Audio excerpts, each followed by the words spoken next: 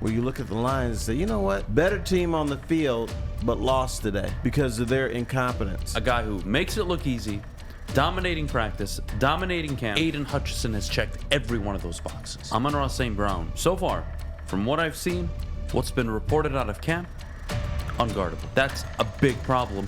Hell, we could have a conversation about him being a true number one. You know I'm going to give 80% of the credit to? Who's that? Daddy. Terry? Yes. All right. I'll start these festivities with a positive takeaway I had. Okay. And the first was Chase Lucas. Love the grit. That's a common theme with this team right now. Mm-hmm. Campbell says it has to be our core identity, our foundation. So we have to be a gritty team. Chase Lucas checks those boxes.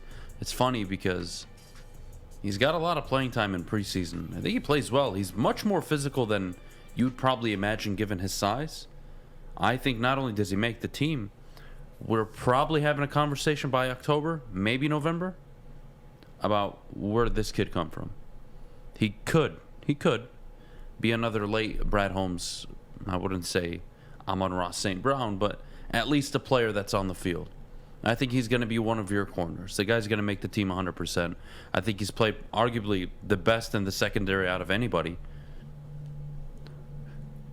My hat off to him. I thought Chase Lucas had a fantastic episode and so far a fantastic camp in preseason. He's a pit bull. He is. I mean, he rocked that dude.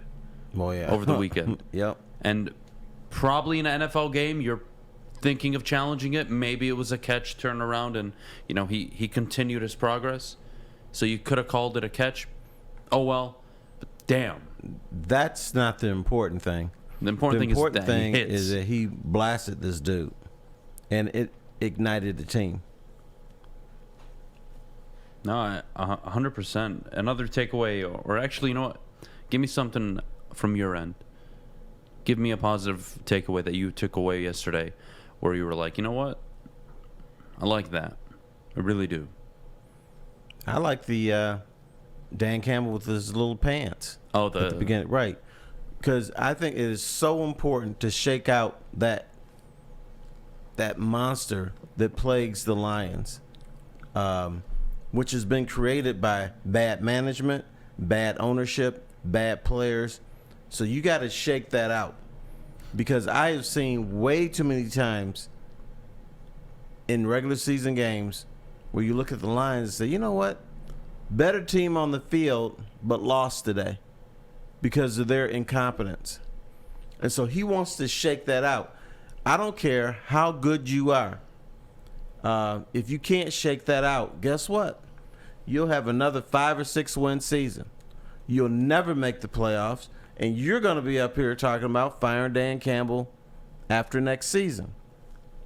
NFL games are weird. They're decided by 5 or 6 plays. What you must do is you must be the better team for those 5 or 6 plays, and the rest of it kind of plays itself out. But this is not just the Lions thing, but across the NFL, it's like, who is the smarter team? Who's the team that doesn't self-destruct? And a lot of times it's the Detroit Lions. And Dan Campbell has addressed that, and I'm happy he's doing that because that's their MO. And it was their MO, and even I don't take a lot of stock in preseason games. It was the reason they lost the first game. 100%. They were in control. They were in control both games. And both games, to be fair, they did allow a touchdown at the end. Yes. The only difference, one team went for 2. Game over, the other team didn't have to. Right. Another positive takeaway I had, Terry, was Aiden Hutchinson is everything. Everything as advertised. When you tell me, Adam, this specific team, the Lions, I don't care who, they took somebody at number 2 overall. Before I even know their name, before I know what position they play, I have already an expectation in my mind of how good they should be and what they should look like. And Aiden Hutchinson has checked every one of those boxes. Every single one of them. All right, I want to be bad. Go for it. Pardon me. Excuse me. Excuse me. Go for it. All right, Adam, do you think if they had drafted Malik Willis at number 2, the coaches would be going up to them and say, hey, bro, better than I thought you're going to be? Oh, my God. Can we not? Why do you do this to me? Because that's me. God damn it. Look, if That's they what would I have do. drafted Malik Willis number 2, you know what would be happening right now? What? We'd be talking about same old Lions. There would be zero optimism going into the year. Spending the number 2 overall pick on a project quarterback, quite unheard of. And of the few times it's happened, it hasn't really worked out. You just don't do that. You don't. Justin Herbert, Joe Burrow. You don't draft, quote, projects. You know right away if they can play. Right. So Thank we God wouldn't they be didn't. getting the, hey, Malik, man, bro. Oh, they would really be got pumping it. him up 100%. But what does that do? What's more valuable to this team right now? A quarterback that may not even play at the same level of Jared Goff year 1, let alone year 2? Or a guy that's going to disrupt the game on the opposite side of the team? In a position where you finished bottom 3, bottom 4 in the league, 6, 7 of the last 8 years. So are you saying that the praise for Aiden Hutchinson is fake? No, I think it's deserved. Okay. I think he's checked off every box. When he was drafted, what's the first thing you think of? Work ethic. And usually with white people, this is what you do, right? This is a stereotype we Motor, have. and they're smart. They're smart. They're coachable. We do this all the time with the white people, but still. Heady.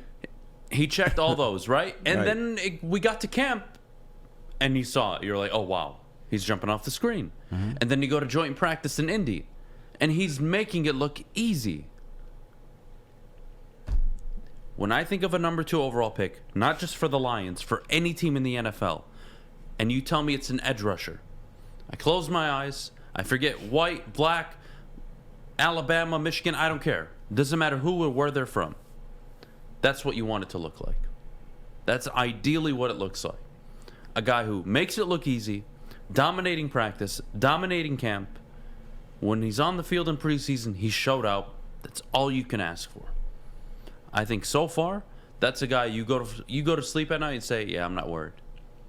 That pick, I'm not worried about. The chances of him completely missing are slim to none. As of right now, he's checked all the boxes. He's done a hell of a job. And he's only confirmed what I think we all believed when he was drafted, which was, oh my God, he actually fell to us. Oh my God, Detroit are going to be able to draft Aiden Hutchinson. Oh God, he's, quote, coming home. Right. A lot of things working in the Lions' way. And It was a good break. I always mention it to you how fortunate they've been under Brad Holmes. Because I think Brad deserves a ton of credit, but Penei Sewell, that type of player goes top 5 any other draft. It just so happens the year he came out, 3 quarterbacks went 1, 2, and 3. And then a tight end who's really a wide receiver, and then Jamar Chase. And then the team at 6 who could take him from you needed a wide receiver for Tua. They took Waddle. It was a good pick.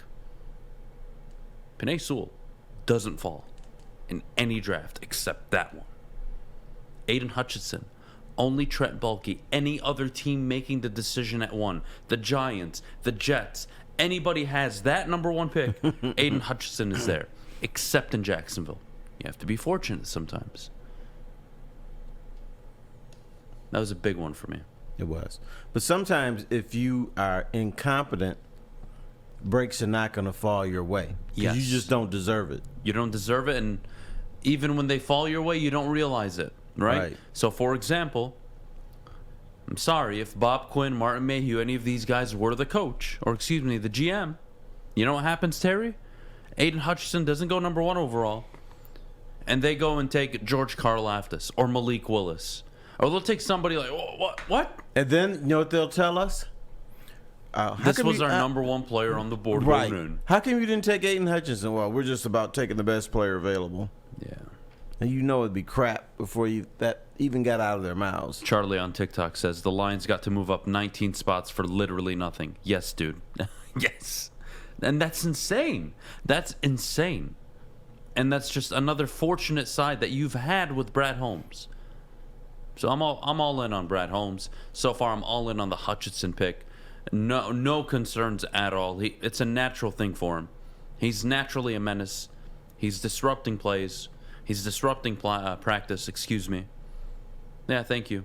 I'll check who does that he look box. like? Justin Bieber or No, I think Justin he said they Timberlake? I think the comedian said Justin Timberlake and then called him a Backstreet Boy. Yeah. Okay. And that was funny. Oh yeah. I thought the comedian was great. I thought he was great. What'd you think of the story with Eze, the big dude, offensive lineman? His wife is the number one supporter probably in the country. It seems to be, and his wife. It seems like we saw him struggle. Maybe he had some good moments, but he looks like a guy that's not going to make the team. Because because of his lack of experience, and I think one sequence it looks like he wanted to give up, and they're telling him, no, don't do this, because he might be able to rely on you. But he looks like a guy they're setting up. He's on cut day, he's going to be gone. Yeah, I don't think he did anything special to make the team. But this is why you have Hard Knocks, right? Mm-hmm. You highlight these type of players. That's the whole. That's what Hard Knocks originated on. So I was glad they finally brought out some of the stories of the players looking to make the team. That was nice. Thank goodness, no Aiden Hutchinson family appearance. That was nice. Thank God. I don't know if I could handle a third episode in a row. So that was a whole thing. It was good, man. It was good. I thought it was the best episode so far. Would you agree? I would agree. And I don't know if they'll keep getting better, but I think they've been at a high level from the start. Because you've got a star. If you get in trouble doing Hard Knocks, you just go to Dan Campbell. You go to Deuce Staley. They will save you because they are so emotional, so full of passion, and they let that passion erupt. They don't show you the passion. They throw it out there. It's on fire. 100%. You know who else stood out to me? And he's not a rookie. This is what you want him to be doing, but it's still impressive nonetheless. Just because you think he should be doing it doesn't make it any less impressive. Amon-Ra St. Brown. So far, from what I've seen, what's been reported out of camp, unguardable. Unguardable. He's taken the Lions secondary, which isn't saying much, but he's taken them to work. He put in work against the Colts secondary. Mm-hmm. No issues there. Dominated joint practices. St. Brown, everything is advertised. It's funny, we're like 90 catches, 900 yards last season. Next year, 100 catches, 1,000 yards. I mean, this could be a 1,200, dare I say 1,300 yard receiver. With his separation ability, his route running tree, his yards after the catch. Like, he's going to be a problem. And as long as he doesn't sit there at 9, 10 yards a catch, if he can get up to 11 and a half, 12 yards, that's a big problem. Hell, we could have a conversation about him being a true number one. You know I'm going to give 80% of the credit to? Who's that? Daddy. When you have a dad like that, and you have a brother who's an NFL wide receiver, I believe with the Packers. How many of us have a brother who's NFL caliber, and you are too? So, one, you got to beat the brother every day in the weight room, on the field. You got dad saying, what do you mean you're drinking water? You got spit, right? I think that right there, that's 80% of why this man is unguardable. 80% of why this man is making the league. I agree 100%.